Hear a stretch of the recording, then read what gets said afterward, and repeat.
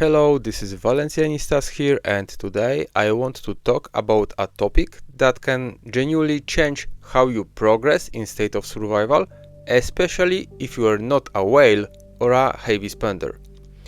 This guide is all about making smarter decisions during the Future Tycoon event and understanding why investing in Ultra status is often a much better choice than focusing on collections like March skins, HQ skins or avatars.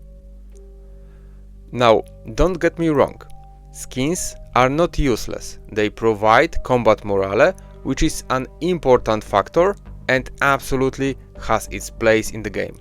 But here's the key point. For the vast majority of players like you and me, the actual impact of combat morale differences between players in battles is often very small. We are not talking about massive power swings here. In most cases, the gap you create by collecting more skins is minimal, especially when compared to players who spend heavily and can max everything anyway. So instead of chasing small percentage gains from cosmetic skins, a collection, I strongly recommend focusing your Future Tycoon resources on something that delivers real, noticeable value. In battle, of course. Ultra status. Let's take a look at a great example, the Fourfold Colossus Ultra statue. This is where things start to get really interesting. Unlike cosmetics bonuses, this statue directly affects your performance in combat. It reduces the damage taken by your front row, which is incredibly important because your frontline is what keeps your formation alive. On top of that, when your last two rows attack, they deal additional damage to the target, and that's already a powerful combination of defense and offense. But it gets even better. When your front row drops below 40% of health, both the damage reduction and the additional damage effects are increased. That means the status becomes stronger exactly when you need it the most, during critical moments of the fight.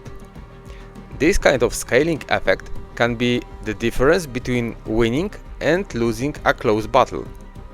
Now compare that to the small boost in combat morale from a skin. One gives you minor stat increase, while the other actively changes how your army performs during the fight. It's not even close. And if you're able to collect more tokens during the Future Tycoon event, you can go even further by investing in ultra precious decorations custom crates. These allow you to build complete ultra status sets, which unlock even more powerful effects. Here's where the real hidden gem value comes in. When you complete a full set and upgrade it to level 2, you unlock an additional passive skill. This skill is passive. That means skill cannot be silenced or disabled. It's always active. And the effect is incredibly strong. Every 4 turns, there is a 50% chance to increase the skill effect of a set piece, and this bonus lasts until the end of the battle. Think about that for a moment. You are not just getting a one-time bonus, you are getting a scaling effect that can keep boosting your performance as the fight goes on. Over the course of a longer battle, this can create a huge advantage, especially in evenly matched fights where every small edge matters. This is exactly the kind of value that most players underestimate. Ultra status don't just increase your stat. They change the mechanics of your fight. They give you survivability, extra damage and scaling potential that skins simply cannot match. So if you are wondering how to spend your resources more efficiently, especially during Future Tycoon, my advice is simple. Prioritize Ultra status. Build toward complete sets. Aim for those level 2 upgrades and focus on effects that actually influence the outcome of your battles. At the end of the day, it's not about having the most skins, it's about winning more fights.